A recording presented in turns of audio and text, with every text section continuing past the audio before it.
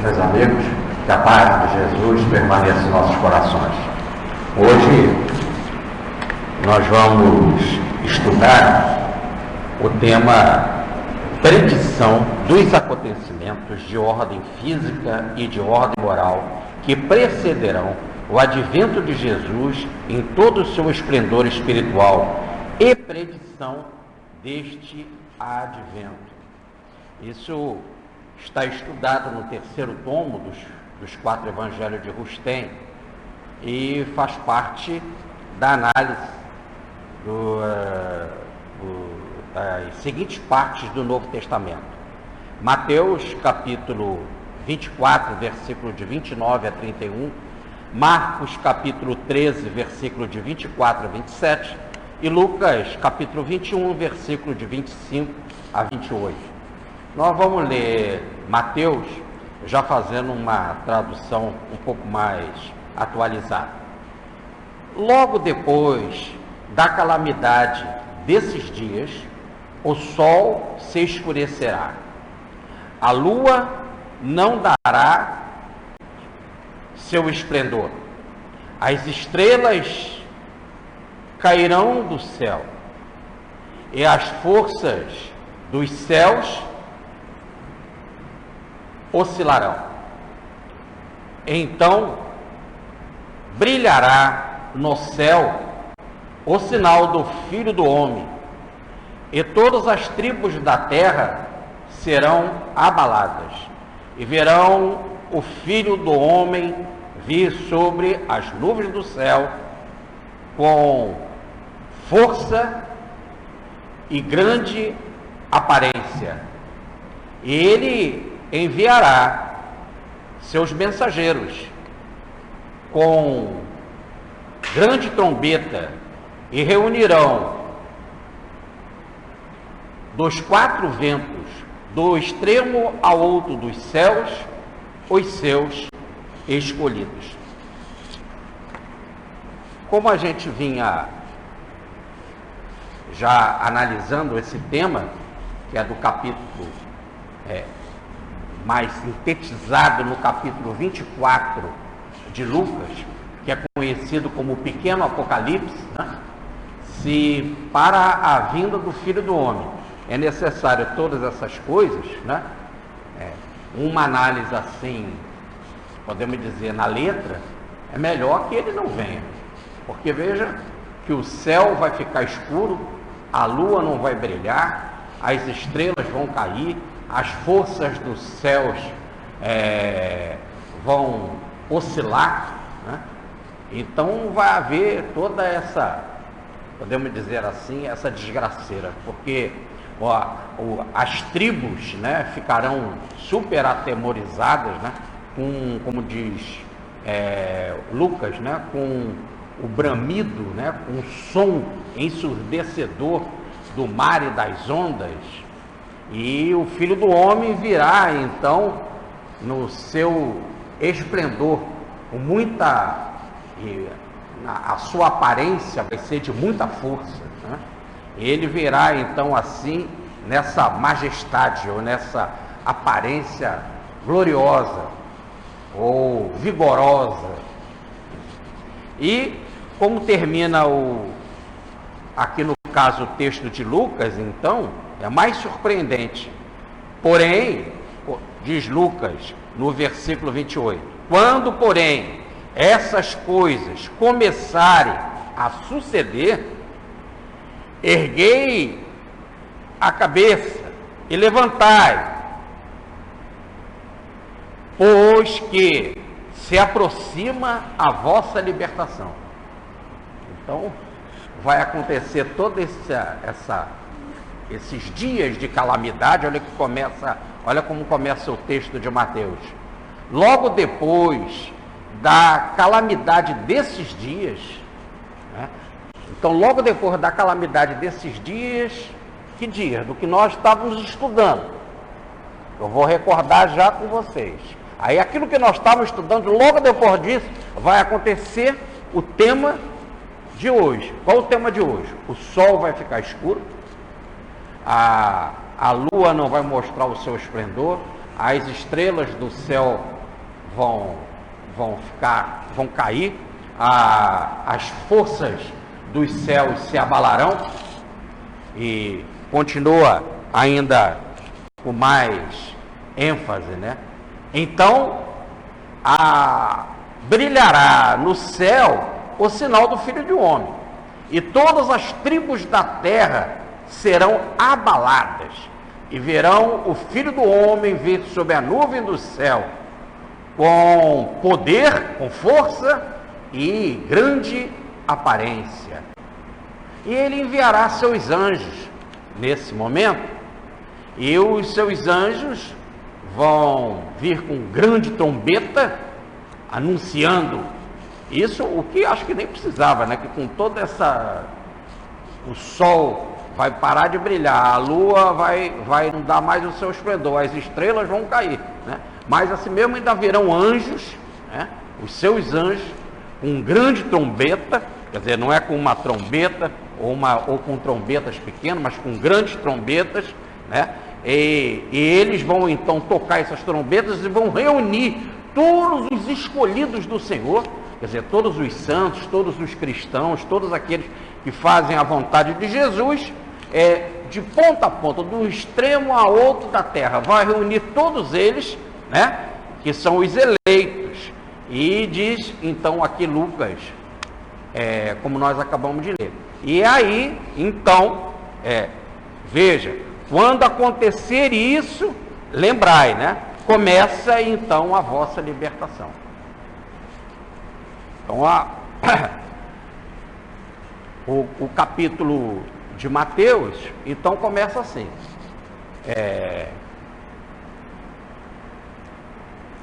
Depois da calamidade daqueles dias, foi a calamidade daqueles dias, foi o que nós estudamos nas últimas lições. Quais são essas calamidades? Nós vimos, né?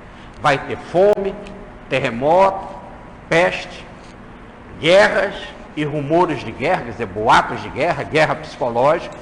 Outra coisa, os apóstolos serão perseguidos, os cristãos serão traídos pelos seus próprios familiares, eles serão levados para diante dos tribunais. Lá eles não precisam se preocupar com o que eles vão falar, porque o Espírito Santo falará sobre eles. Muitos morrerão, quer dizer, independente do Espírito Superior falar através deles, né, diante dos tribunais, eles serão condenados, passarão pela morte, e todas essas coisas então vão acontecer, e a gente tem que perseverar. Porque aquele que persevera, ou melhor, que não desanima apesar de todas essas situações, vai possuir a sua alma, vai dominar a si mesmo, ou melhor, vai ter controle sobre a sua vida. E uma outra calamidade qual deve ser a postura diante da nossa de uma situação como essa. E aí é o estudo de que se alguém disser, eis o Cristo ali, eis o Cristo acolá, não vá, não acredite. O Cristo não está lá nem acolá. E ele não vem com aparência exterior. Ele está dentro de nós. E quando começar a acontecer todas essas coisas que a gente viu, sai. Se você estiver na Judéia, fuja para o monte. Se você estiver no terraço da casa, não desça para o interior da casa. Se você estiver no campo, não volte para pegar a capa. Ai da grávida que estiver pregando, ai da grávida naqueles dias. Ai daquela que estiver amamentando.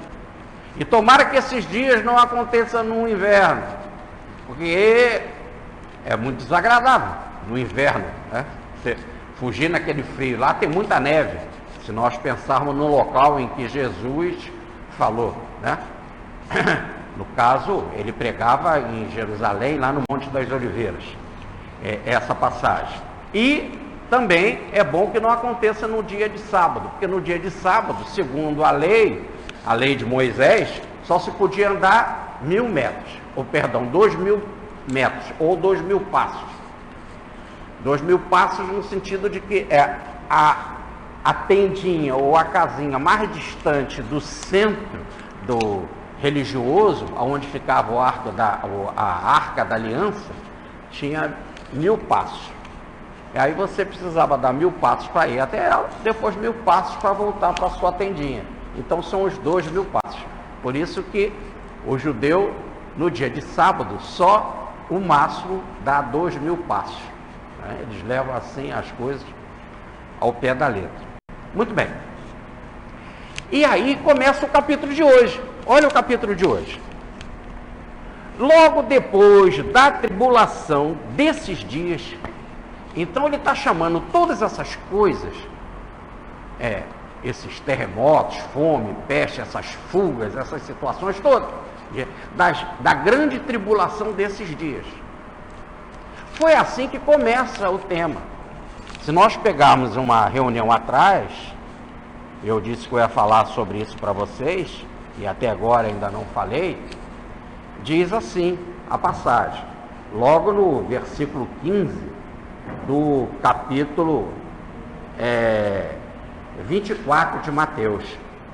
Quando, pois, virdes implantada no lugar santo, entendo quem lê, a abominação da desolação, ou melhor, o horror da destruição, predita pelo profeta Daniel. Então, Jesus está se baseando em quem? Numa linguagem profética. De quem? Do profeta Daniel. Como que ele fala, então, desses dias? Ele que fala a palavra dias. Por isso que no capítulo de hoje, começa assim, com a palavra dia. Olha, logo depois da calamidade desses dias, então ele volta usando a colocação, ele chega a usar o tempo, né, usado por Daniel, e que ele já tinha falado, como falou o profeta Daniel, esse horror da destruição, falou o profeta Daniel. Muito bem. Então aqui está feita a ponte. E que dias são esses que o profeta Daniel falou? Então está no capítulo. Eu vou dar os versículos todos e vou depois entrar no versículo principal. Ele fala no capítulo 9, Daniel, capítulo 9, versículo de 26 a 27, capítulo 11, versículo 31, no capítulo 9, ele está falando sobre a destruição do templo e da cidade de Jerusalém.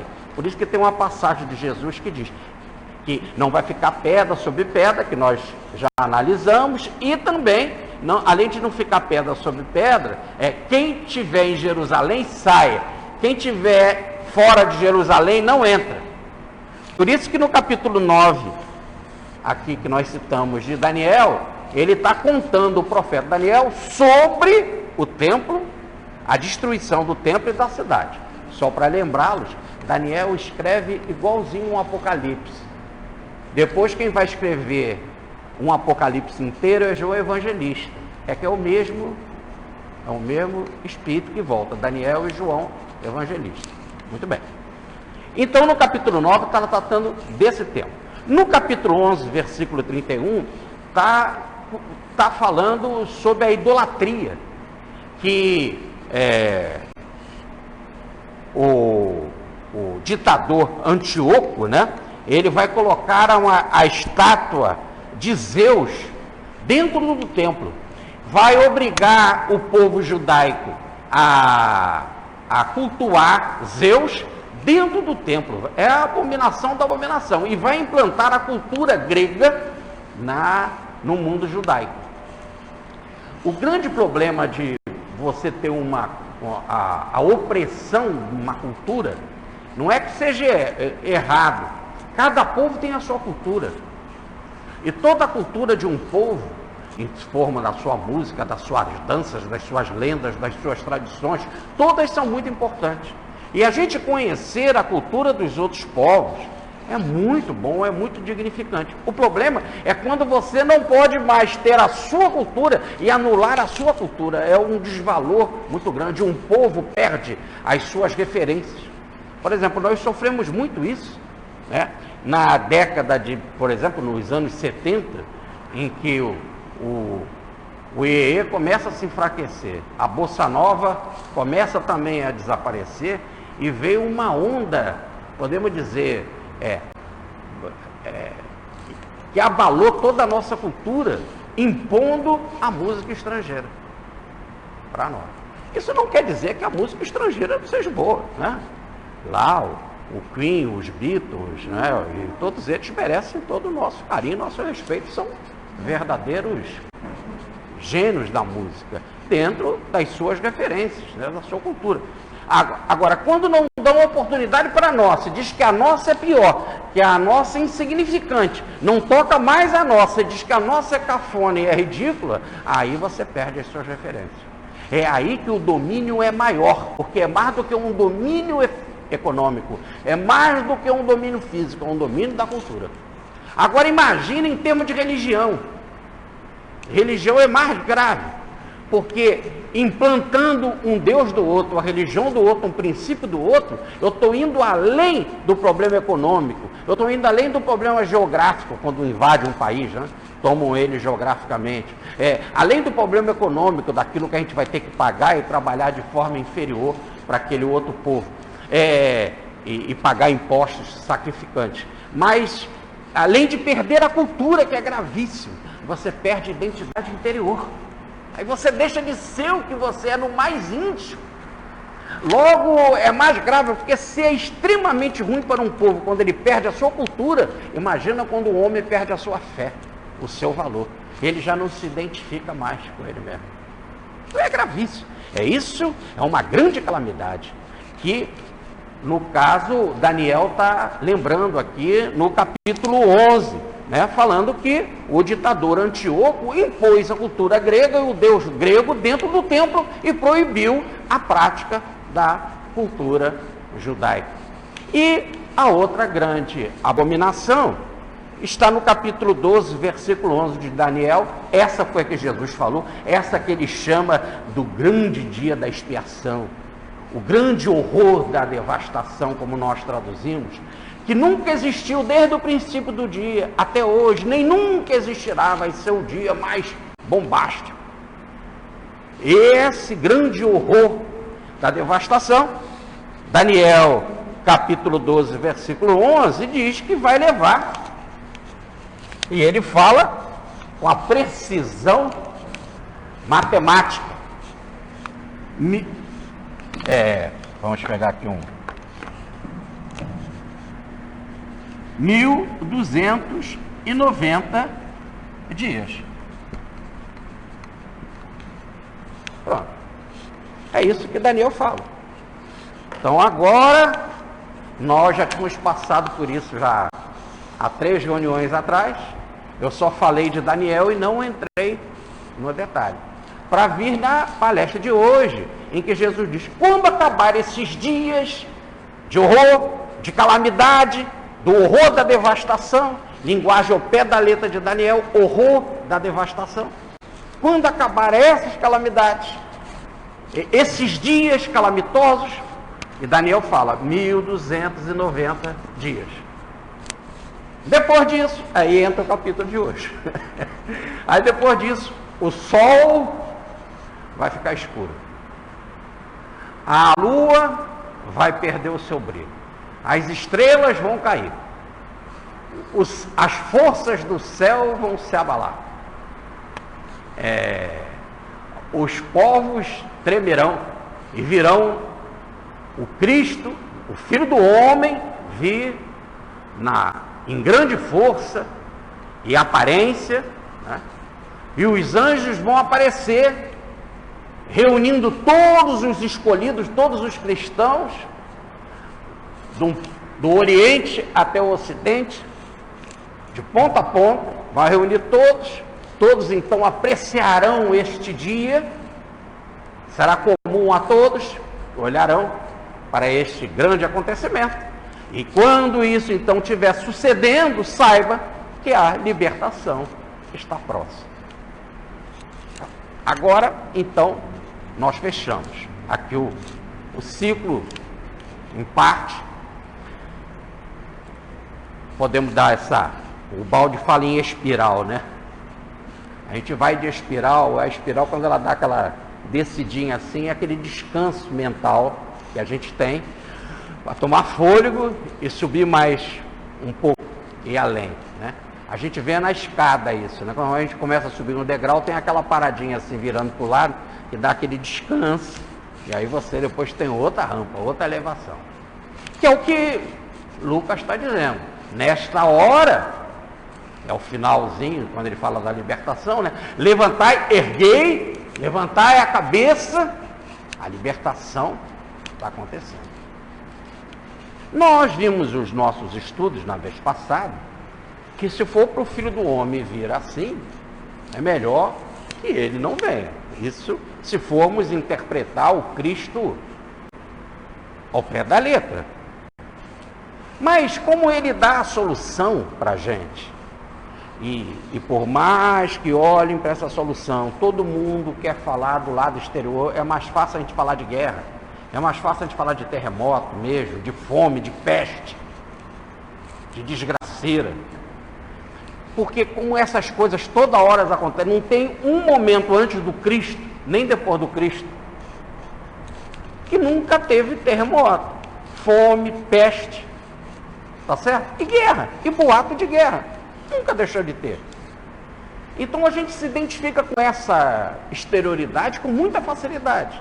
E daí a gente supor uma guerra muito maior, tá certo? Uma calamidade muito maior, uma peste muito maior, é também mais fácil para a nossa imaginação. Aliás, não precisamos ser muito imaginativos, né? Se nós formos pensar numa quarta guerra mundial. Não precisamos fazer muito... Se o final da terceira guerra mundial, da segunda, perdão, eu já estou botando mais guerra aí, olha como é que é fácil matar, né? A gente faz isso com muita naturalidade. É uma terceira guerra mundial, né? Então, você vê que o final da segunda guerra mundial foram 2 bombas atômicas, em Nagasaki e em Hiroshima. Agora vocês imaginem, né? Agora vários países têm bomba atômica, na época só os Estados Unidos, agora vários países possuem, e aí uma guerra como é que vai ser? E hoje já você tem arma de muito maior destruição do que aquela bomba atômica. Aquela bomba atômica é o estopim, apenas a espoleta da outra, por exemplo, de hidrogênio. É isso. Então é mais fácil a gente ver por esse lado exterior. Mas, e aí interpretar as coisas espirituais também, né? E essa nossa ideia de que o Cristo é o Jesus da história e que ele vem com poder e vai dominar os outros. Agora veja, se um sujeito vem assim, fazendo guerra desse jeito, fazendo terremoto, abalando o sol, a lua, as estrelas, e dizendo, eu sou Jesus, aparecendo cheio de glória, imediatamente a gente vai obedecer, ué. Quem não vai?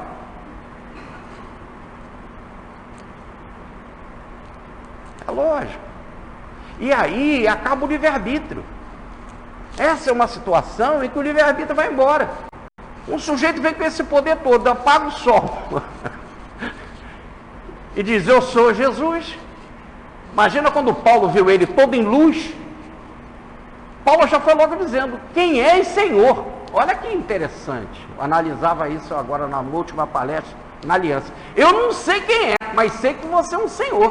Com essa luz, cara, que tu tem, tu é um Senhor. E eu, automaticamente, se tu é um Senhor, eu sou um servo. É automático.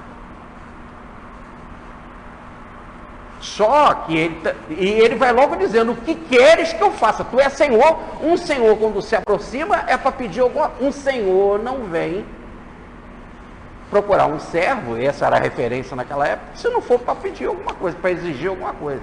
Ele tanto vai logo dizendo, o que queres que eu faça? Você é um Senhor. Só que ele não sabe que o senhorio de Jesus, o domínio de Jesus é uma outra coisa, completamente diferente. E aí quando ele pergunta o que é para eu fazer, ele diz, vai lá, aguarda. Aí vai, chama Ananias tinha o evangelho, vai lá, cura Paulo. Aí já começa por aí, é um senhor que quer curar o outro ficou cego, foi Jesus que fez ele ficar cego, foi ele que ficou. Segundo, mandou curar. Terceiro, deu para ele o evangelho que eu quero, está aí o evangelho, leia, faça e viva, e pregue. Agora ele vai conhecer que esse é um domínio, mas é um domínio de amor. Quando ele conheceu Jesus, pela leitura do Evangelho, ele vai entender, bem-aventurados os pobres, bem-aventurados os humildes, bem-aventurados os que têm sede e fome de justiça, de misericórdia, bem-aventurados os pacíficos, os puros de coração. Agora ele vai entender, porque foi esse Evangelho que ele copiou, foi o de Mateus, que era na época chamado Oráculos do Senhor. Então, aí ele vai entender o que é senhorio. Então, quando fala que Jesus vem no seu poder, na sua glória, e fala nessa forma, mas ele está falando nessa forma, porque a referência é Daniel. Os profetas, não só Daniel, mas vários profetas falavam assim. Eu trouxe aqui para vocês os versículos, para depois se estudar com calma, baseado na gravação. Então, que fala sobre sol, lua, estrela, e destruição, e a vinda do Filho do Homem, e o poder e tal, está em Isaías. Não só está em Daniel, nessas 3 passagens que nós já vimos, mas está em Isaías no capítulo 13, versículo 10, 34, versículo 4. Em Ezequiel, capítulo 32, versículo 7, em Joel, capítulo 2, versículo 2 e versículo 10, também em uma outra passagem de Daniel, no capítulo 4, versículo 32. Então, essa era a linguagem do Antigo Testamento. Jesus está fazendo uma referência para aqueles que conheciam a linguagem do Antigo Testamento. Mas ele dá uma dica, essa é a grande dica, e que nós analisamos na vez passada. Se alguém disser sobre o Cristo, vão aparecer muitos falsos médios, falsos profetas. E nós vimos que a palavra profeta quer dizer órgão. Aquele que usa o seu órgão, no caso da psicofonia, que é a garganta, para falar mentiras, ou para receber um espírito mentiroso. E por que a psicofonia, o órgão aí é a garganta? Porque raramente se escrevia naquela época. Poucas eram as pessoas que escreviam. Daí mais fácil a psicofonia do que a psicografia. E também aparecerão falsos cristos, anunciando muitas coisas. Não vá, não crede. Se disser, ele está lá na casa, no interior da casa. Ele está lá no deserto, está ali, está colar. Não vá, não crede. E aí ainda fala mais, ele não vem com aparência exterior. Então aqui quando nessa passagem diz, aí aparecerá o Filho do Homem, em grande força, em grande aparência, o sinal do Filho do Homem. Veja a lição passada, ele não aparecerá de forma exterior. Se alguém disser, ele ali é colar, não vá, não crede, está dentro de nós. Então nós não podemos interpretar isso no sentido externo. Não podemos, apesar da ciência já saber que o Sol vai crescer daqui a bilhões de anos, vai tomar a Terra e o nosso sistema vai acabar. Há tudo um ciclo perfeito, e aí nós vamos ver na próxima palestra, quando ele vai falar da figueira, né? E ele vai dizer que existe uma época perfeita para dar figo. Quando você vê os figos na figueira, chegou o verão, chegou o estio. Tudo tem um ciclo perfeito. A terra também tem o seu ciclo perfeito. Também essas coisas vão acontecer. Em termos da mudança do planeta. O planeta vai acabar, mas todo o nosso processo evolutivo acontecerá no nosso planeta. A vida guia a nossa evolução pelo estágio planetário, pelos vários momentos da transformação planetária, e nós vamos de mundo primitivo para mundo de prova e expiação, para mundo de regeneração no qual nós estamos entrando, depois para mundo superior, e aí o planeta acaba. Mas se leva milhões de anos até a gente ser espírito puro. Espírito puro já não tem mais uma referência de local para o espírito puro, porque ele já não está mais sob o domínio da matéria. Já não há mais o domínio da matéria sobre ele. Ele venceu a si mesmo. Chegou à plenitude. Então, se não vem com aparência exterior, nós não podemos interpretar nada disso com aparência exterior. Temos que trazer para uma realidade interior. E nós vimos que tudo isso daqui está dizendo que é para a vinda, e não fala nem a vinda do Cristo. Às vezes fala a vinda do Cristo, mas o foco da palavra, olha só, como diz aqui, então aparecerá no céu o sinal do Filho do Homem. Ele sempre usa mais essa expressão Filho do Homem do que do Cristo. Porque nós vimos aqui que Filho do Homem, essa expressão Filho de alguma coisa, esse alguma coisa tem a qualidade do Filho. Então o Filho do Homem é o pleno homem, é o homem perfeito. Ou melhor, é igual totalmente humano. Já não há mais nada de animal. Repare que o nosso corpo é todo animal. Nós agora, com um estudo que temos lá da genética, né, do nosso mapa cromossomial, do nosso mapa de genes, todos nós somos praticamente tudo igual, o macaco, o rato. Todo o nosso organismo veio da animalidade, veio do mundo animal. E não só o organismo, as nossas atitudes psicológicas ainda tem muito de animal. O homem fera, o homem serpente, o homem urso, não é isso? O homem vivo, o homem águia. Então, essa colocação é aqui. E a gente costuma dizer, né? Quando uma pessoa faz o bem, fulano é tão humano. Quando ele faz o bem, é tão humano. Então, quando a pessoa realiza o bem total,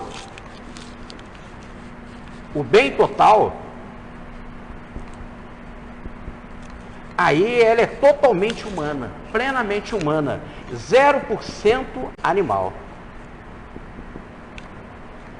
0% animal, já não há mais nada de animal dentro dele. Esse é o dia do Filho do Homem. Então, a palavra filho, aí no caso, é fruto. Nessa evolução hominal, nós estamos realizando a nossa evolução hominal e começamos de uma forma bem macacoide, peluda, né? Ó, homem de Neandertal, olha como é que ele está agora, já bem mais bonitinho, né? Já houve uma caprichada artística, né? E nós vamos cada vez indo mais evoluir. Então, nessa evolução hominal, nós vamos chegar à plenitude dela. Quer dizer, vai ser o resultado. Qual vai ser o resultado? Qual vai ser o fruto? Que filho? O filho aí está nesse sentido. Então é filho no sentido de fruto, de resultado. Qual vai ser o filho dessa evolução hominal? Qual vai ser o resultado? É quando você chegar à plenitude da humanidade. Quando você chegar no máximo da evolução hominal, é que você vai ser o tal filho do homem. Aqui está a evolução do homem. Então você vai chegar a essa condição, vai ser o teu resultado, o teu filho, o teu produto, a tua obra de arte. Filho aqui como, olha como os alquimistas usavam, opus dei, a grande obra, a obra divina, a obra do homem perfeito, onde você vai realizar o antropos primordial, quer dizer, aquele ser espiritual antes da queda, o homem primitivo, o Adão primitivo, o anjo perfeito antes da criação. Aí você chega à plenitude. E que o livro dos Espíritos chama de espírito puro, em que ele é totalmente puro, nem precisa mais reencarnar. Venceu completamente. É lógico que para a animalidade, para o mundo da matéria, para a animalidade, é uma verdadeira desgraça. Desgraça no sentido de derrota. O mundo material perde. E aquela criatura se liberta desse vínculo, desse campo magnético, dessa força atrativa do antissistema, e vai ser filho de si mesmo, ou melhor, vai possuir a sua alma, coisa que nós não possuímos agora. A gente é joguete, nós somos dependentes, nós temos que comer, senão a gente morre, nós temos que beber, senão a gente morre, nós temos que respirar, senão a gente morre. Nós precisamos de um corpo, de uma vestimenta. A gente é dependente de uma série de coisas, dependente de pai, mãe, para ensinar a andar, falar, caminhar, comer, beber, dependendo dos professores, dependente dos outros, de tudo. É uma vida que a gente não possui, mas Jesus veio para trazer uma outra vida para a gente, uma vida em plenitude, plena, total, onde que só haja vida. Como diz o livro da Sabedoria de Salomão, um dos livros do Antigo Testamento, né? Deus é o autor da vida. Ele não é autor de nada disso aqui, da morte. A morte é consequência da queda. A abominação entrou no templo divino. Ele é autor da vida. E ainda diz mais no livro da Sabedoria. Ele é autor da vida e não da morte. E ele criou a vida e não a morte. Quem criou a morte foi o diabo. A palavra diabo quer dizer oposição. Adversidade somos nós mesmos, os seres diabólicos. Seres que não fazem ou são adversos ou opositores da vontade do Pai. Ainda diz mais, está lá no livro da Sabedoria, e todo aquele que morre é porque é do partido do diabo. Essa é ótima. Todo que morreu é do partido do diabo. E como nós vamos morrer? Já podemos saber o nosso partido. Então só tem um jeito, é romper isso, romper a morte. Romper. Diz Paulo na carta aos Romanos, a morte foi criada pelo pecado, pelos nossos erros, a nossa queda. Ah, mas eu não me lembro. Esse que é o problema, que a gente não lembra e a gente culpa então Deus. Foi Deus, porque Deus está levando meu filho, porque Deus vai me levar, porque Deus fez isso comigo. A gente culpa o outro, no exato momento que você não lembra. Mas não lembra por quê? Porque não medita. E aí nós falávamos aqui a passagem lá do Krishnamurti, né? Você pode esquecer, mas o karma não esquece nunca, a lei de causa e efeito. Então a gente está nesse processo de evolução. E esse processo de evolução para nós é um caos. O que nós damos valor na nossa vida? O nosso corpo. Para que a gente vem no centro espírita? Para pedir coisa para a gente. Eu tenho um caso de uma conhecida que frequenta uma aliança da fraternidade, que eu fui lá fazer a palestra, né? E na segunda-feira eu estive lá dia 7. E ela falou assim para mim: olha, o meu netinho está muito com problema grave. Aí eu fiz uma promessa para São Martinho, pedindo a São Martinho, não leve ele não. Se leva, a São Martinho está furado, compreendeu? O peito de São Martinho. A gente não entende as coisas, o mecanismo da vida. E a pessoa é espírita, né? Frequenta a aliança da fraternidade. Agora, veja, o que a gente não fala para Deus? Tem gente que briga com Deus. Gente que briga com Deus. Por que isso? Por que aquilo? Não entende nada. É louco. O louco falou para minha mãe quando nós fomos, papai foi trocar um cavalo para umas cadeiras espreguiçadeiras dessas de piscina, que eles, os doentes mentais lá em Taquara, eles fazem essas cadeiras. E papai tinha um cavalo, eles precisavam de cavalo para charrete, papai estava com medo do cavalo dar coice em mim, porque eu puxava o rabo do cavalo, então ele foi trocar o cavalo para umas cadeiras espreguiçadeiras. Então, por enquanto que ele estava negociando, nós, as crianças, né, e mamãe, estavam na rural. Veio um louco correndo, chegou para ela e falou: o que a senhora está fazendo aí? Se dirige o setor tal para fazer a sua inscrição. Todos que entram aqui têm que fazer a sua inscrição lá naquele setor. A mãe é louca. Mas é verdade, mas todos nós devíamos mesmo fazer a inscrição, né? Como o Chico Xavier foi visitar o Américo Barros, que é uma clínica de recuperação de drogados, né? Ele deu parabéns a ele, falou que eles já estavam muito bem, porque ele já estava internado, o Chico ainda não se internou. Parabéns para vocês já estão cuidando de vocês. Eu sou uma droga, ainda não me internei. Vocês são muito corajosos.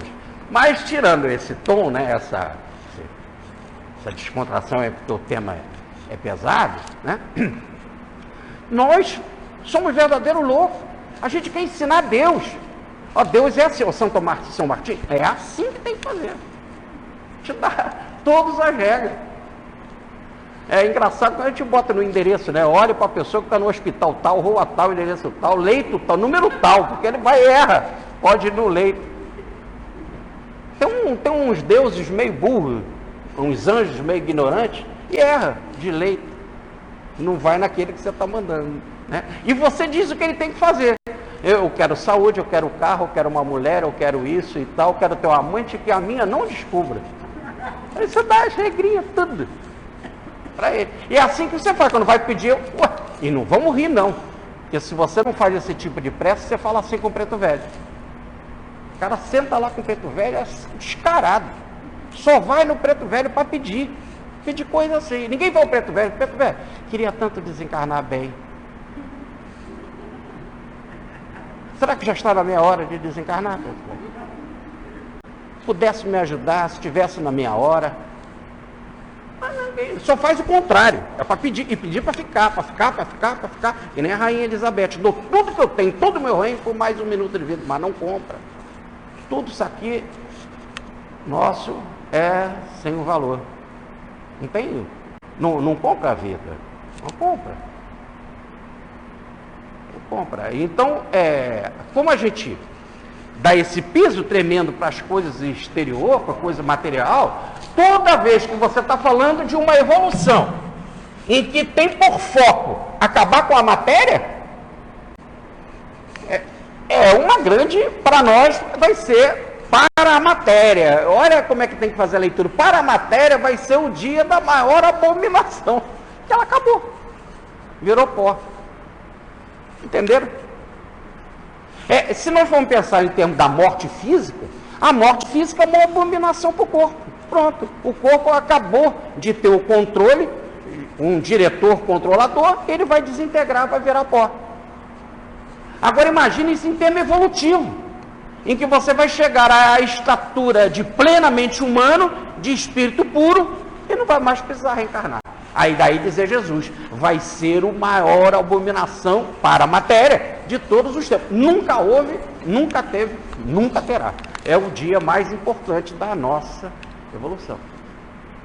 Que no caso nosso, por causa da nossa queda e ficamos egoístas, a nossa evolução é individual. Por isso que vai Buda, vai um Francisco de Assis, vai uma Teresa d'Ávila, não é isso? Estão nesse processo, um Pietro Baldi, estão num processo de evolução. E nós ainda estamos muito mais atrasados do que eles. Então, dada essa correria, podemos dizer, essa trajetória evolutiva, por causa da nossa queda, e como diz o Livro dos Espíritos nas perguntas 124, 125, 126, o caminho deles é mais curto, porque eles estão agindo a favor desse processo. E o nosso caminho é mais longo, estamos dando muitas voltas, porque o nosso processo evolutivo está sendo feito com muita dor, com muita resistência, com muita persistência para quê? Ontem nós fomos a São Paulo, eu tive a oportunidade lá de ir a São Paulo, e lá quando nós pegamos lá o táxi para ir para a PUC, o motorista, a primeira coisa que falou, bom dia, vocês estão precisando de alguma coisa? Não, para onde nós vamos? Aí nós falamos, olha, que beleza que está o dia hoje, que dia lindo. E eu pensando na palestra de hoje, o sol vai escurecer. Se eu falo isso, o motorista de táxi, ele disse, mas eu não quero. Ele falava tudo de Deus. Deus. Aí quando nós falamos que nós tínhamos horário para chegar, ele disse, não, eu vou romper o trânsito, Deus vai nos ajudar aqui nesse trânsito, nós vamos sair desse trânsito de São Paulo, Deus vai ajudar. Eu disse, mas ele também pode acabar com esse dia. Porque no dia que ele virar, no dia do Espírito Cristo, o sol vai ficar escuro. Então, por quê, né? Muito bem. O nosso Daniel, ele dá até a quantidade de 1290. Mas na Bíblia é tudo numerologia. Todas as letras têm um peso, né? O Aleph vale 1. O Tal vale 400. Todas as letras são as 22 do alfabeto hebraico. O Bet, que é o B, o Bet dele, vale 2. Todas as letras têm um peso, né? O Iod tem peso 10. O Ré tem peso 5. Então, todas as letras têm um peso. Então, você pode transformar todas as palavras em números. Como também você pode usar todos os números e reduzir ele. Então, tudo isso é uma técnica no mundo da Cabalá, no mundo judaico, que é chamada gematria, né? A gematria. E é só pegar os 1200 e ver, 1 mais 2 mais 9 mais 0 é igual a 12. Reduz para 12. Tá certo? Se você quiser reduzir mais, você reduz para 3, 1 mais 2, 3, e você cai no número divino, ou melhor, mesmo esse número da abominação está sob o controle de Deus. Aí volta-se para a frase de Jesus: não cai uma folha da árvore sem que o pai não saiba, não cai um fio de cabelo sem que o pai não saiba, não é isso? Está tudo controlado, matematicamente controlado. Nós não podemos aumentar 1 centímetro a nossa altura. Ou melhor, como diz Pitágoras, o universo é um número, está tudo sob o controle de Deus. Por isso que na maçonaria eles chamam Deus, que é o Cadu, né? É o grande arquiteto do universo, Gadu. O grande arquiteto do universo, que é uma matemática, arquiteto. Daí eles usarem lá o compasso e o esquadro, os grandes símbolos da maçonaria. Compasso para o círculo, o esquadro para a reta. E aí você faz a matemática perfeita. E Pitágoras diz: o universo é um grande número. Tudo está regido por uma matemática perfeita. E quando você pega a redução desse dia, que é o 12, né? 1290 dá 12. O 12 é o número da totalidade. 12 são as horas do dia. No mundo judaico não é 24, 12, tá certo? O dia começa às 6 e termina da tarde e termina às 6 da manhã. Então, 12 são as horas do dia, 12 são os apóstolos. Por isso que Pedro se preocupou quando Judas saiu pelo suicídio. Temos que fazer a sorte para escolher mais um outro, para ficar no lugar, dando a ideia de totalidade. O 12 é a ideia da totalidade. Ninguém nasce sem estar dentro do 12. Já notaram isso? São 12 signos, não é isso? Não tem ninguém que nasça fora desses signos. Todos estão dentro dele. Ou é Áries, ou é Touro, ou é Câncer, ou é Escorpião, aí está muito bem, que é o meu signo. Então, é um desses, ou melhor, o 12 é todos os signos. Todos. Ou melhor, é a totalidade. Então, agora, com Daniel, fica fácil. Quando que vai acontecer esse processo evolutivo? Depois que você realizar a totalidade da sua evolução hominal e chegar à condição do filho do homem. Pronto. Aí, como é que você vai surgir lá, né? Como vai ser você, o resultado disso? Você vai ter uma grande aparência, uma aparência não mais essa material, bruta, fraca, doente, caduca, que como diz o livro de Isaías, no capítulo 1, versículo 6, é uma só ferida da cabeça aos pés, e em 5 minutos com a morte é um fedor do diabo. Nem do diabo, porque do diabo é só do enxofre, é um cheiro ruim. Então é uma só ferida dos pés à cabeça, é uma só doença. Ainda diz Jó, no capítulo 24, versículo 5. A situação é que todos nós somos imundos e nada do que é puro nasce de mulher.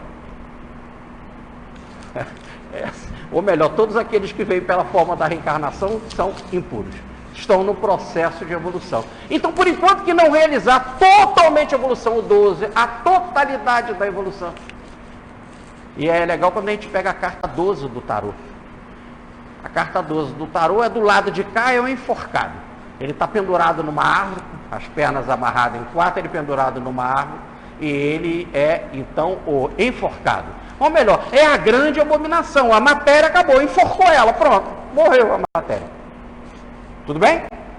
Agora, quando você vira lá de cabeça para baixo e vai ver o resultado pela espiritualidade, olhando do céu, olhando de cabeça para baixo, aí ele está dançando.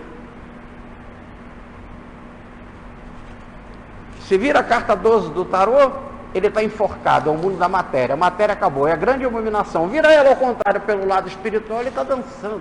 Dançando sobre a matéria. Ele dominou a matéria, ele dominou a si mesmo. A matéria já não tem mais força sobre ele, nada. Ele já não está mais enforcado, ele está alegre, feliz. É a grande festa, é a grande, como diz o capítulo aqui de Lucas, e nós forçamos bem isso. Quando isso acontecer, passar essa totalidade da evolução, esses 1290 dias, essa totalidade, será a tua libertação. Muito bem. Mas por que ele fala que o sol vai acabar? Que as estrelas vão cair? Que a lua não dará o seu brilho? Que as forças do céu se abalarão? E que os anjos vão reunir todos os escolhidos de ponta a ponta, de uma extremidade a outra do universo. Por que isso? Fica muito difícil da gente entender, por enquanto que a gente não vai para um exemplo. O exemplo é a coisa mais importante. Como a gente valoriza demais o corpo, a gente valoriza, que nem eu falava do motorista de táxi ontem, que dia lindo! E se a gente pedisse uma referência da coisa mais poderosa, de maior força que nós temos, é o sol. Sol é uma coisa louca. Uma noite de lua, né, o esplendor da lua, né, as estrelas, então as estrelas caindo, as estrelas cadentes, é um show, né? Hoje, infelizmente, com a quantidade de luz da cidade, a gente não vê muito isso. Mas você imagina quando você vai para o interior, para uma fazenda, né? E aí você fica vendo uma estrela cadente. É uma coisa, uma obra de arte. Realmente é uma coisa poderosa. Aí você vê tudo aquilo num conjunto, que é o que ele chama a força do céu. O sol, a estrela, a Verpetina nascendo, né? Que é Vênus, né?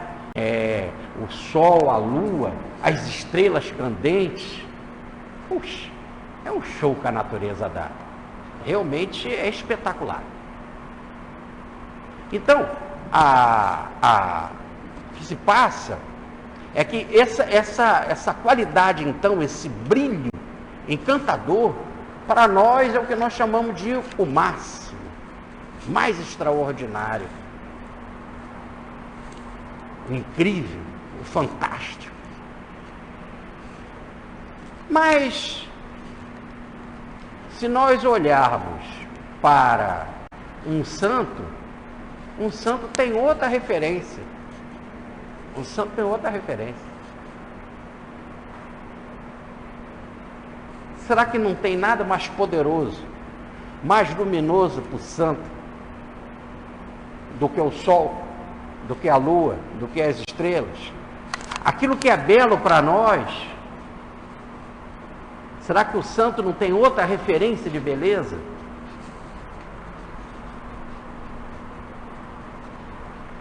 Quando uma Madre Teresa de Calcutá limpava um leproso, será que ela via ali um leproso que ela estava limpando? Ou a estatura crística diante dela? Quando a sua referência, o seu foco, não é limpar um leproso, é amar a Cristo, e por amor a Cristo eu estou fazendo isso, como ela dizia. Então as nossas referências são completamente outras. Alberto Einstein disse que tudo é relativo. Se você pegar uma moedinha e jogar aí, você estiver dentro do trem, isso é a experiência do Einstein. Se você estiver dentro do trem e joga uma moedinha, ela cai em linha reta. Aquele que está na estação e você jogar a moedinha, ele vê ela caindo em curva. Se você perguntar a ele, como é que caiu a moedinha? Ele em curva. E perguntar para o que está dentro do trem, como caiu a moedinha em linha reta? Qual é o certo? Os dois. Tudo é relativo. A única coisa que é absoluta é que tudo é relativo. Então a nossa referência está projetada para o exterior. A nossa referência está projetada para o sol físico, para a lua física, para as estrelas físicas, para a noite, para a harmonia da natureza, as forças celestes, a harmonia cósmica, né? De forma exterior. Nós não temos referências interiores. Quando Teresa d'Ávila disse que ela estava casada com Cristo e que Cristo saía da sua visão, que era dizer, o mais alto que noite sem estrelas. Olha só, que noite sem estrelas. E podia estar boa estrela, com estrelas cadentes, estrelas lindas no céu. Mas sem Cristo, era uma noite sem estrelas. É o que ela chamava de escuridão. São João da Cruz já falou a mesma coisa. Então as nossas referências é sempre assim. Pedir para ficar, pedir para ter corpo, para ficar no corpo. E aí quando o São Francisco aparece para Frei Leão, para Ferro Fino, ele diz, um só vai ficar. Aí como o Frei Leão viu por sonho, eu já contei isso aqui para vocês, ele vai falar para Ferro Fino, falou, ó, Francisco apareceu para mim, eu vou embora, eu vou morrer, vou desencarnar. Frei Rufino falou assim, mas você não sonhou? Ele sonhei, eu vi acordado. O meu é mais verdadeiro. Ele disse que eu que vou e você que vai ficar. E não, deixa eu ir. Aí deixou eu ir, ficaram brigando. Não, eu não vou dar, não. Essa oportunidade de morrer, não vou dar para você de jeito nenhum. Eu que quero ir, você fica. Ele ficou. Falei, Leão. Que aliás não era ele que decidia isso, né? Mas repare, é papo de santo. Quem vai morrer primeiro? Deixa ele no teu lugar. Então, as nossas referências são projetadas para fora. O que nós temos de sol, né? Quando Malaquias diz que Jeová, o Yahvé, é o sol da justiça, será que ele vendo Cristo sol, né, muito mais poderoso, desse sol da justiça, o Yahvé, do que está no capítulo 3, versículo 8 de Malaquias. Quando é o último profeta bíblico, quando ele vê esse sol da justiça, que é o Yahvé, que é o Jesus do Antigo Testamento, será que ele não é muito maior do que o sol físico? Por exemplo, a gente vê o sol físico todo dia, maravilhoso, que nem estava ontem lá que eu falei do motorista de táxi, lá em São Paulo. E nós não paramos, nós nos curvamos, nós estávamos com pressa para outra coisa. Paulo, quando viu o sol que é Cristo, que diz Emmanuel que é o sol moral do nosso sistema, ao vê-lo em brilho, ele caiu e chamou de Senhor. Mas não caiu porque quis jogar. Ele automaticamente foi a força magnética tal, e estava ele por terra. E todo mundo dele de referência, ele ficou cego. Não podemos imaginar que Jesus vai aparecer para alguém e vai fazer o outro ficar cego. Jesus nos ama, né? Jesus nos ama, ele é amor. É que todo aquele mundo que Paulo via, que para ele era uma realidade, que para ele era indiscutível, que ele matava por este mundo, que ele apedrejou por esse mundo, que ele botou mulher e criança na cadeia, velhos, e tomou a casa dessas pessoas, e que ele achava que era certo, que era a única referência, tudo se desabou, ficou cego. E aquele mundo novo, que ele chama depois do homem novo, aquilo estava cego na frente dele, ele não tinha referência, ele sabia que brilhava, mas ele ainda não sabia. Aí o evangelho veio para ele com a cura, Ananias deu o evangelho, aí ele entendeu.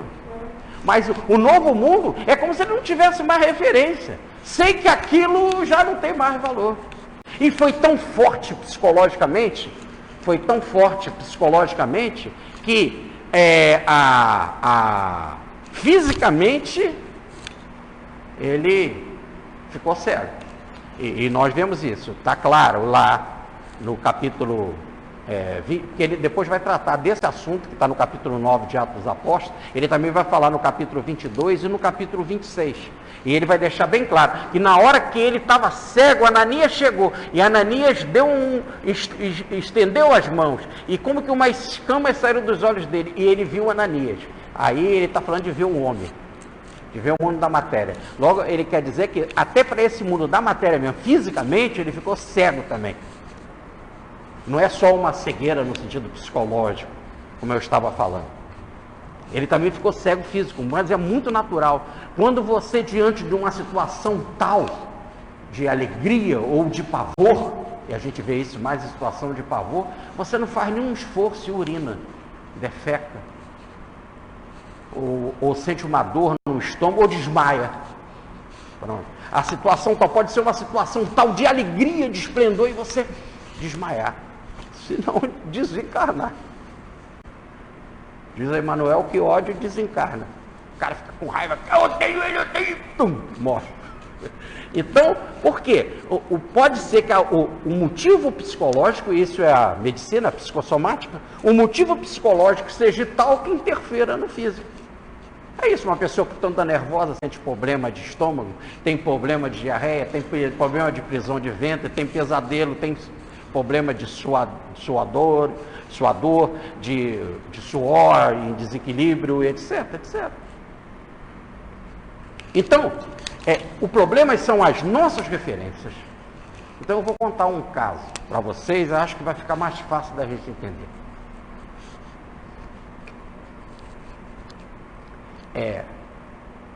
A Francisco de Assis,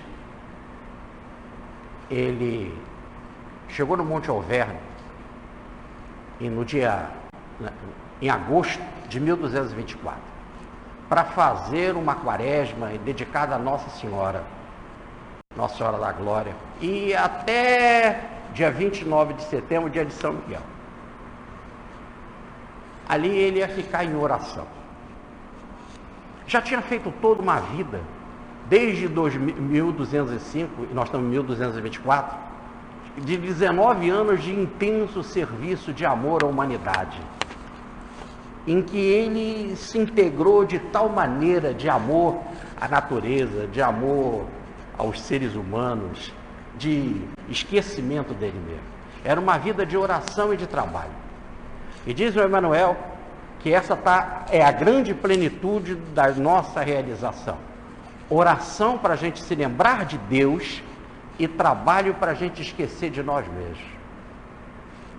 Então era uma vida de renúncia, porque ele só trabalhava e nunca deixou de atuar em benefício dos outros.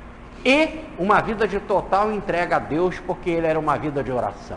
Diz os seus biógrafos que ele não orava, ele era a própria oração. Estava completamente integrado nela.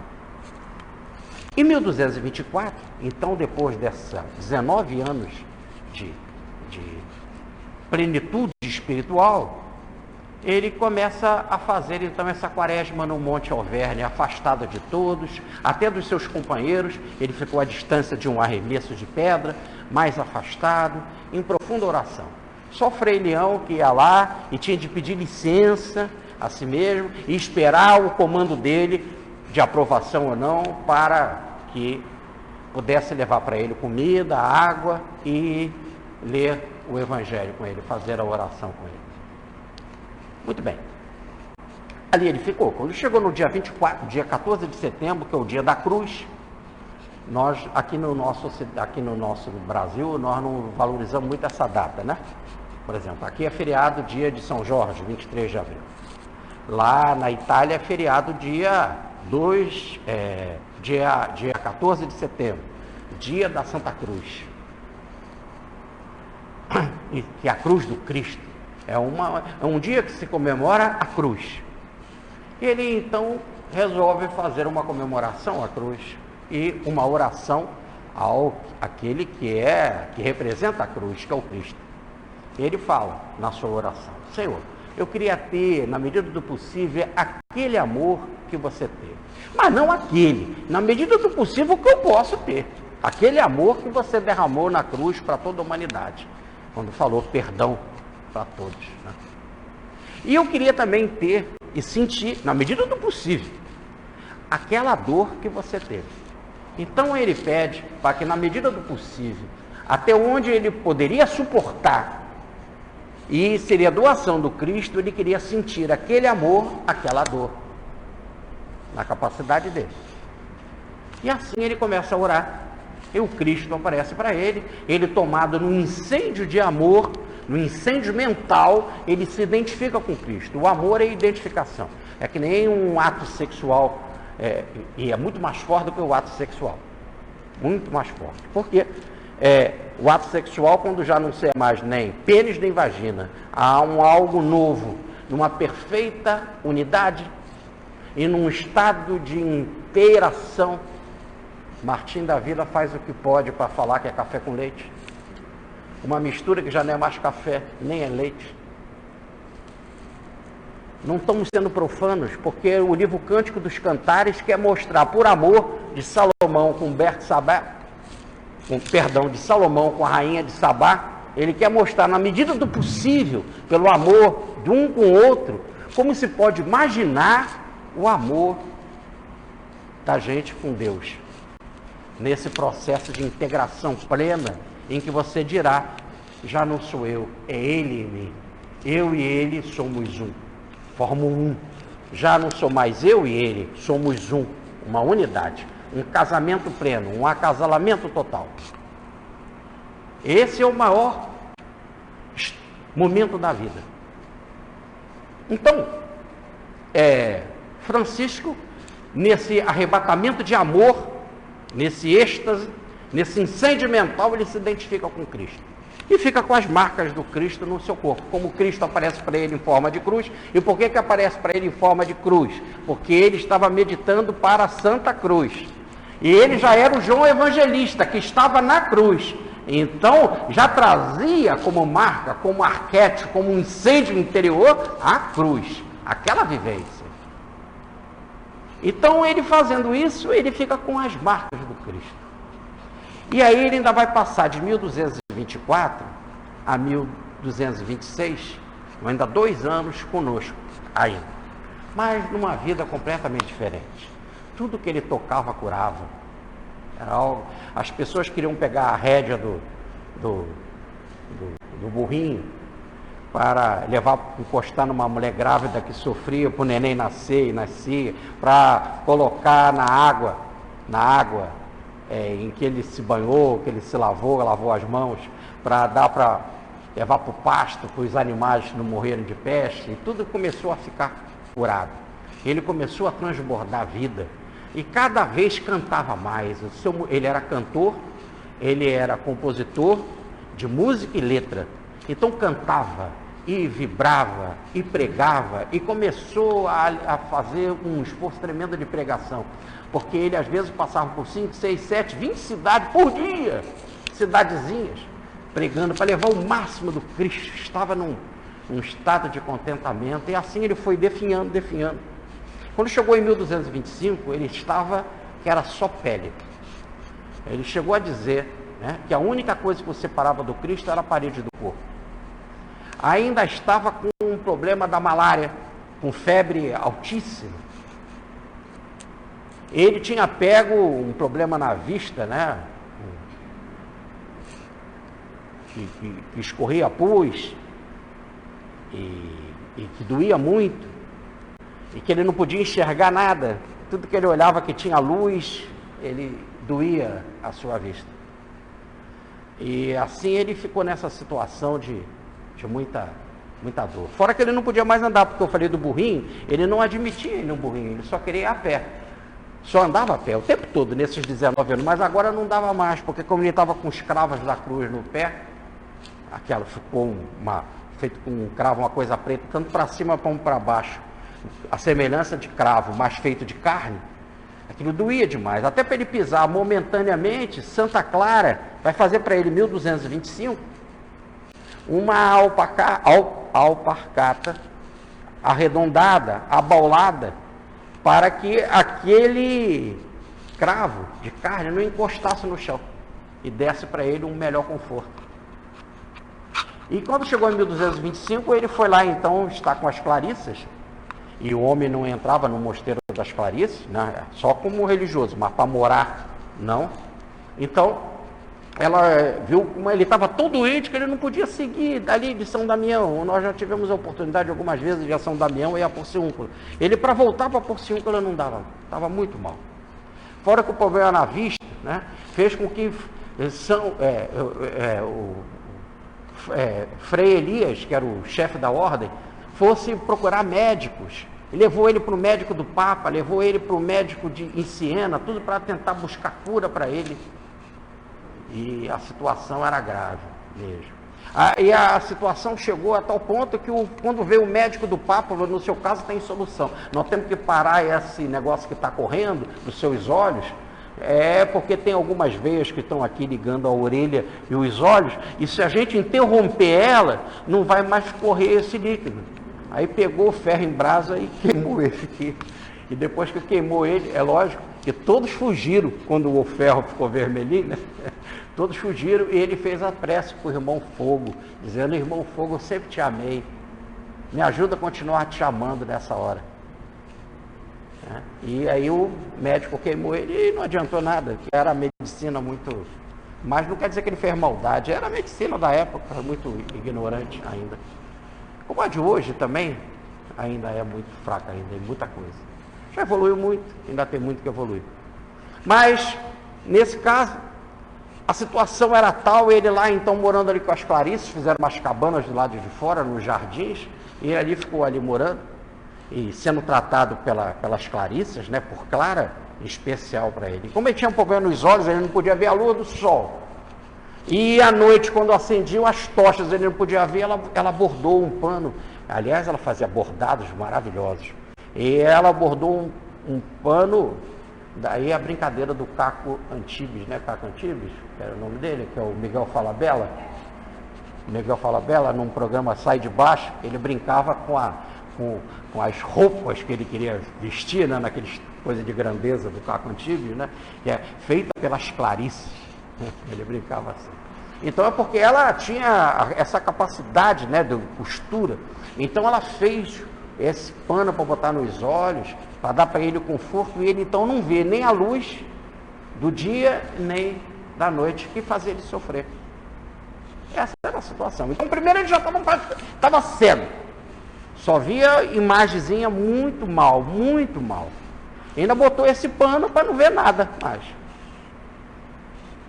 E aí foi aí, então, que a situação chegou ao extremo, ele com febre, com a dor nos pés, porque esses escravos, isso tudo machucava e sangrava do lado, sempre tinha de fazer curativo, porque saía do lado sangue, etc. E ele assim, muito magro, com febre, com essa dor nos olhos, foi quando, então, um frade disse para ele: eu vou ler para você um evangelho, porque aí você de noite, você não está nem conseguindo dormir dada a sua situação, vou ler um evangelho para você. E na hora que foi ler o evangelho, tinha uma peste de ratos. Os ratos vinham, passavam por cima e tal, aí não dava sossego. Foi até que Frei, então Pacífico, falou para ele: ó, tá na hora de você pedir a Deus, o negócio tá ficando ruim para você. E ele brigou com o Frei Pacífico: pô, como é que eu vou... Ó, era para eu não ficar mais contigo, cara. Mas como eu sei da tua intenção, então não vou ficar junto. Mas o certo era nem mais para eu ficar contigo. Como é que eu vou pedir a Deus para ele mudar aquilo que ele já faz para mim, que é o de melhor, como se ele não conhecesse a minha vida? Olha, como se ele me conhecesse, como se ele já não me desse de melhor. É aí então que Jesus aparece para ele. Logo uma visão espiritual, uma visão interior. Olha, em aparência, interior. Jesus aparece, primeiro que ele já estava com pano, então ele não estava vendo nada, então aparece interiormente. E diz para ele que para ele ter paciência, que Jesus estava dizendo que ele já tinha conseguido o reino dos céus, ou melhor, chegou a filho do homem, a anjo, a plenitude. Só agora o que nos separa é a parede do corpo. Você ganhou o reino dos céus, estou te prometendo isso. E para ele foi a maior alegria, porque todo o esforço da vida dele foi ganhar o reino dos céus. E agora vem Jesus e confirma para ele. E como é uma confirmação interior, para ele é inabalável. Nós ficamos, Jesus apareceu nele, Jesus disse para ele, mas não ele. Para ele, a situação é profundamente real. Nós é que estamos do lado de fora, não vemos nada. O que a gente vê? Francisco em pele e osso, doente, com febre amarela, com febre malária, com os olhos ruins, com peste de ratos. É isso que a gente vê. O que está lá dentro a gente não vê. A nossa referência é do lado da estação, vendo a pedra cair em círculo. E o que está dentro do trem, vê a pedra cair em linha reta. São referências diferentes. Então, é nesse exato momento que ele ficou tão feliz, mas a felicidade chegou a tal contentamento que ele traduziu isso em música. Então ele pediu um pedacinho de pau, curvou esse pedacinho de pau imitando um violão e começou a tocar, porque ele fez música e letra, recebeu do céu música e letra. E ele então faz o seu cântico ao sol, dizendo que não há nada mais lindo que o sol, que o sol é tão extraordinário que representa o Cristo, que é o sol maior. Falou da lua, das estrelas do céu, da beleza, como ela é humilde, como ela é graciosa, a água, a irmã água. E começou a chamar todo mundo de irmão. Irmão sol, irmã lua, né? As estrelas, a irmã água, o irmão fogo. Nossa, como ele é alegre, o irmão fogo. Ele só falou coisa positiva. Porque fogo queima, estraga. Mas ele só falou coisa positiva. Como o fogo é alegre, como ele nos esquenta à noite. Como a água é humilde, como a água é pura, é casta, mas tem água suja também. Mas ele não falou nada de feio. Como o sol também, que é ruim, é um calor tremendo hoje, nós precisamos ligar o ar-condicionado, a regeneração. Coisa que a gente raramente faz. Então, é o sol. Mas ele só falou coisa boa. Viu o sol como uma representação do Cristo. Não é o Cristo, é uma representação.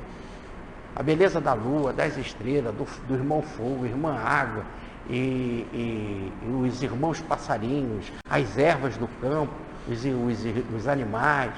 Aí ele começou a cantar a natureza.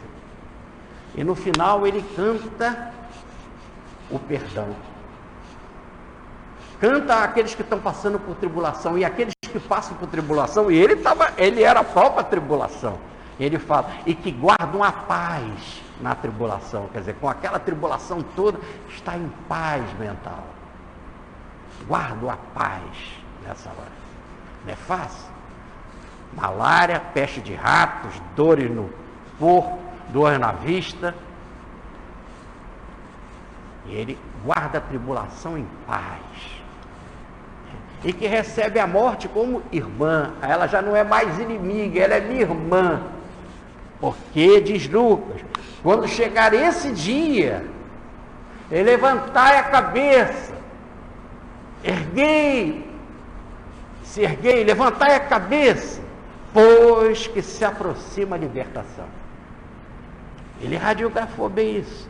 Então ele cantava, olhava feliz, que as coisas estavam acontecendo. Esse dia estava acontecendo para ele. Aí você fala assim, bom, mas e daí?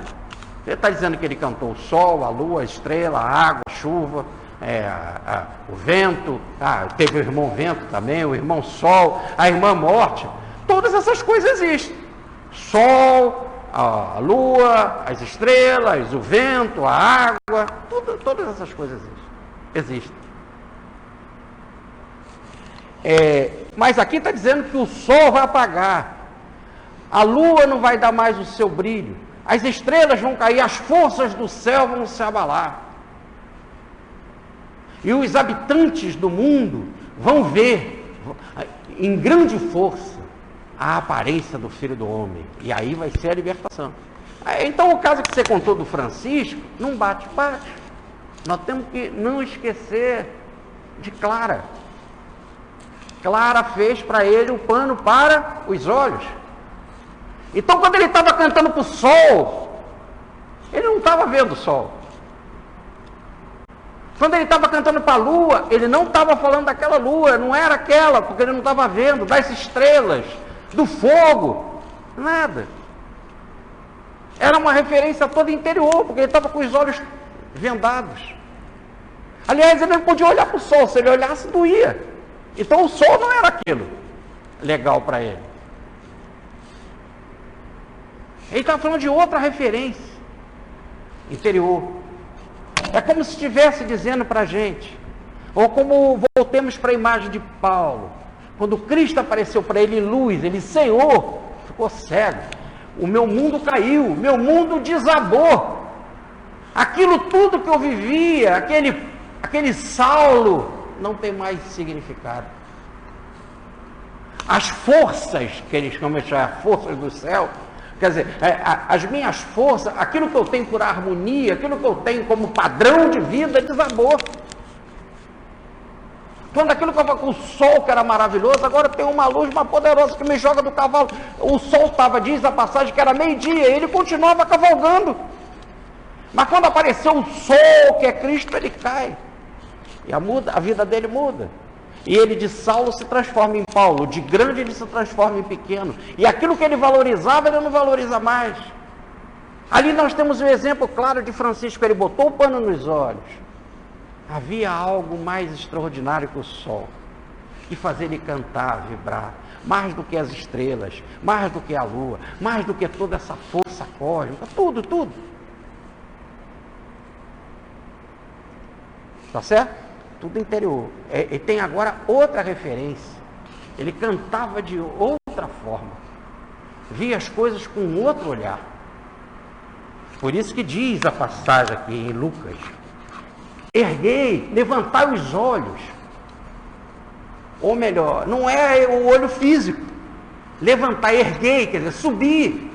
Quem está na Judéia, nós vimos na vez passada, suba o monte, te eleva, cresça. Agora você vai ter uma outra visão. Por isso que podia estar o dia mais lindo.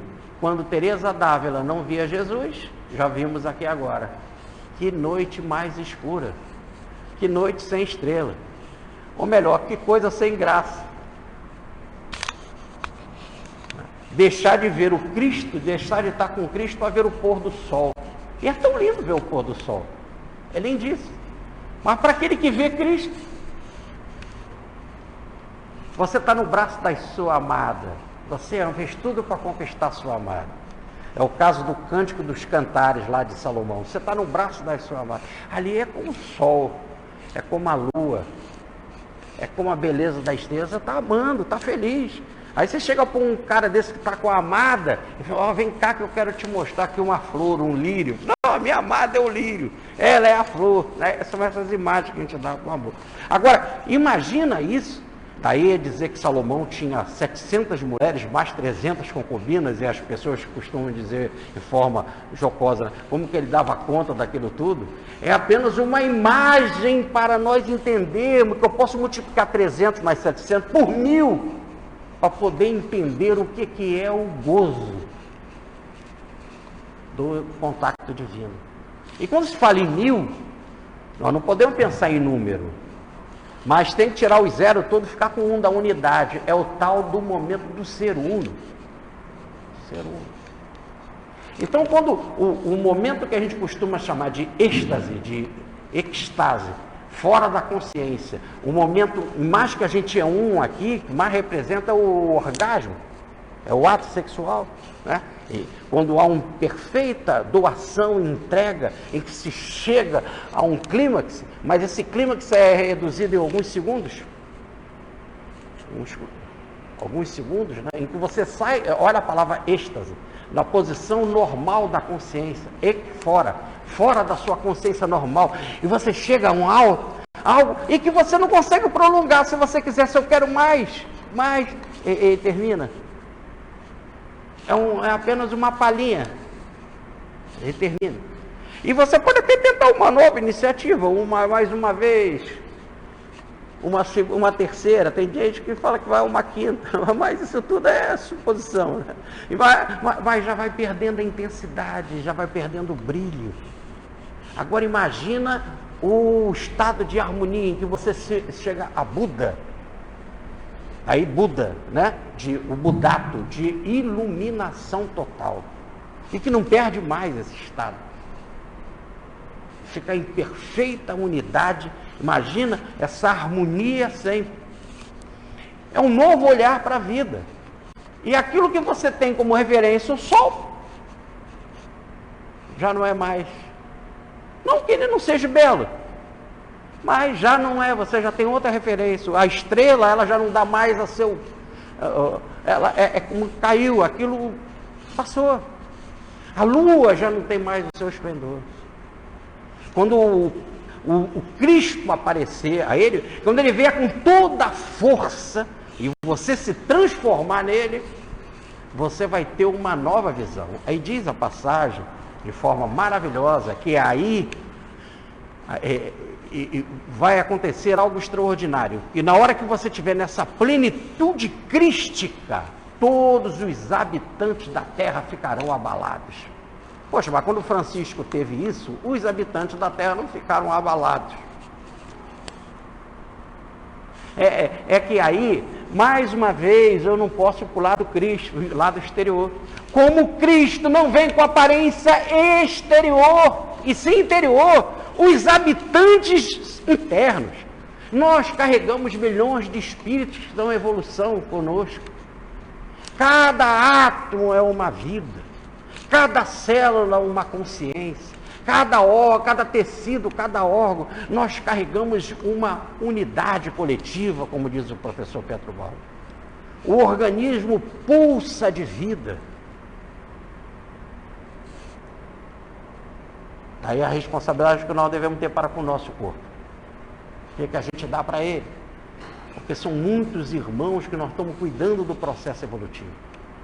Então todos eles ficarão abalados. Por que vão ficar abalados? Vão ficar abalados porque vão receber uma carga vibratória. Imagina a carga vibratória que Francisco de Assis recebeu.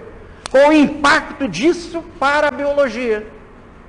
Chegou a marcar ele na biologia, no corpo. Qual foi o impacto? E quando ele chegou ao tal ponto do estágio dele se libertar e não precisar mais habitar o corpo, é como se aquela estrutura sofresse um abalo incomparável.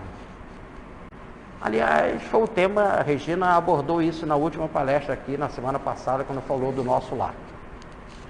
Ela falou no caso de Francisco, foi um abalo na estrutura física, que a estrutura somática aguentou o que pôde, suportou o que pôde. Que como a imagem era da cruz, ele ficou com as marcas da cruz, mas nada mais foi do que uma grande descarga magnética, uma grande descarga espiritual, de tal ponto em que se o espírito muda, o perispírito muda, o corpo físico tem que mudar. Só que ele estava no mesmo corpo físico, o corpo físico suportou o que pôde, fazendo a transformação que pôde, aguentando uma carga enorme de problemas, no caso, de desarmonias físicas.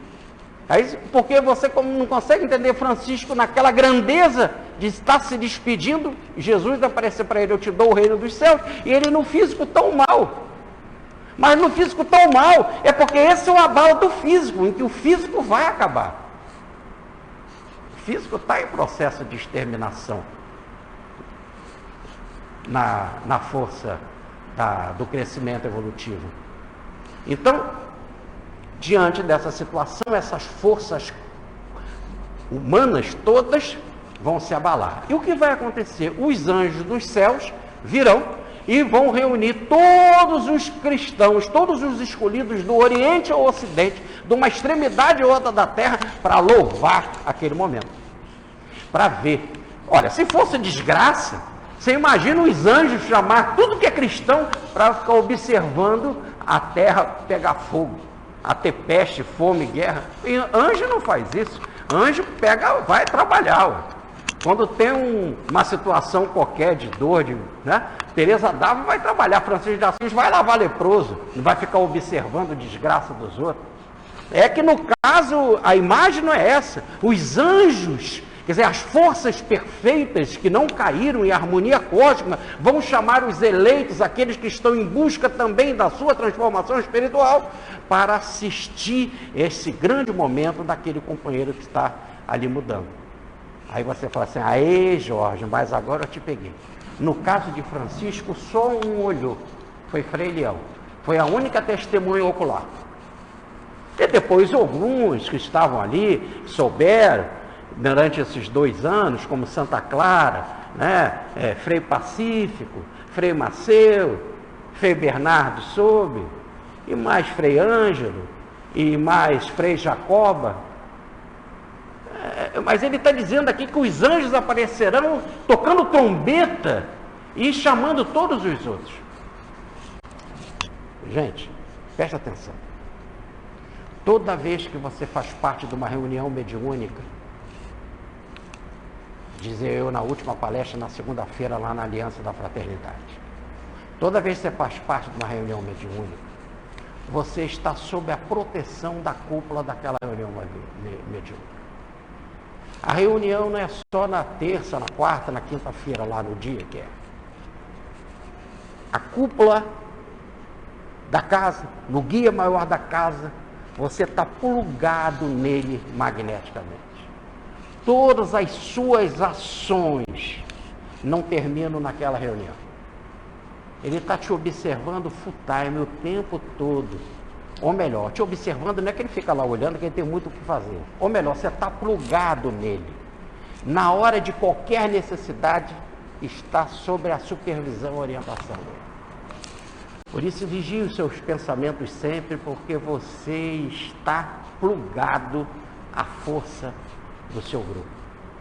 Saiba que ele e abaixo dele comanda, está um grande grupo, que são os legionários, os espíritos que trabalham nele, que vão desde médicos, orientadores em psicologia, especialistas em obsessão, especialistas em passes, pessoas que conseguem mexer com as forças das naturezas, como no caso as ervas, né? E a medicina, como nós temos os nossos índios, a presença dos pretos velhos, conhecedores perfeitos da magia, da técnica da paciência, eles estão também presentes. Os espíritos mais simples, que a gente chama de espíritos de rua, estão presentes também ali nesta equipe, que precisam tomar conta, são os porteiros, são os que mantêm a ordem e a disciplina para espírito atrasado. Então são muitos militares, policiais que desencarnaram, tudo faz parte daí, cada um tem uma função. Às vezes tem função até de vigia, o sujeito foi delegado, foi investigador de polícia, vem ainda com muito sotaque, muito jeitão de malandrão, de aquele jeito todo de investigador. Ele faz parte desse grupo, investigar quem está entrando, quem está falsificando, ali está fingindo. São os especialistas em tudo, formam uma equipe perfeita. E quando você sai da sua reunião, você sai guiado.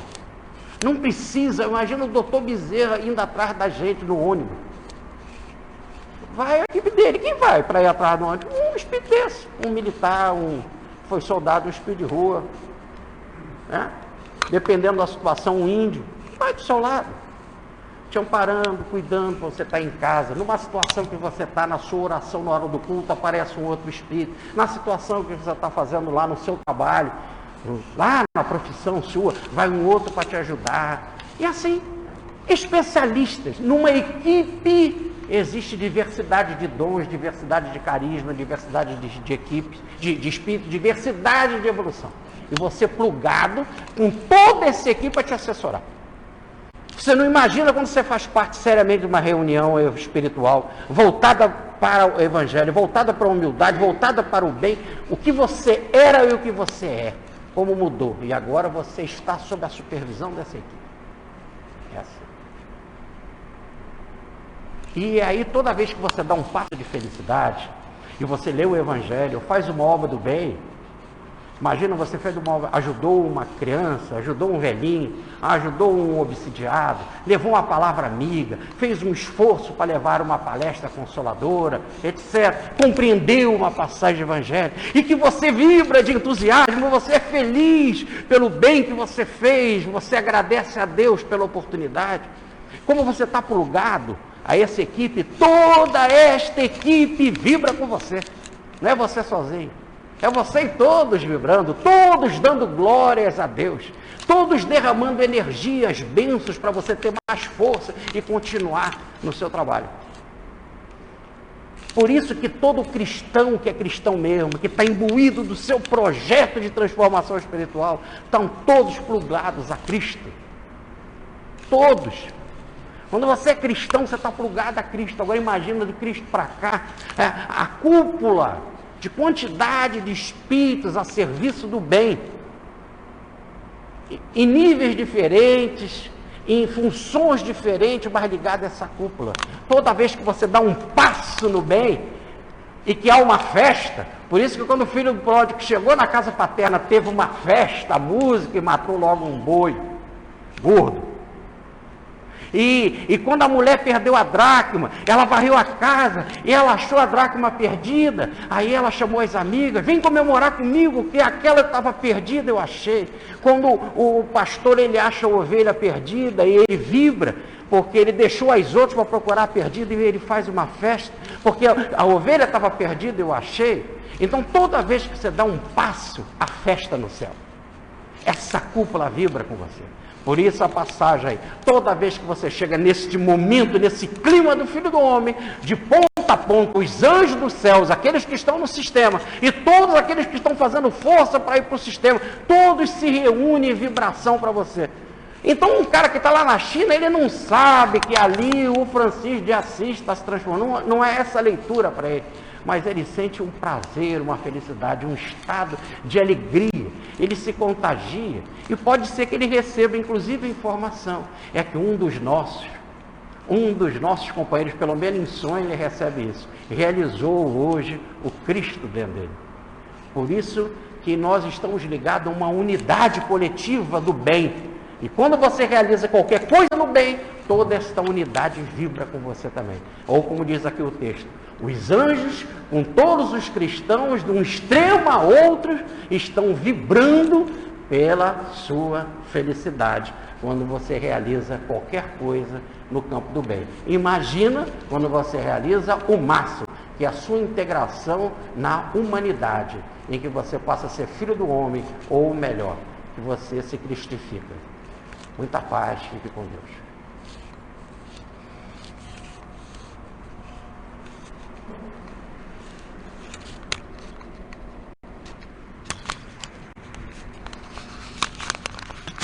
Esse livro tem fazendo os espiritismo sobre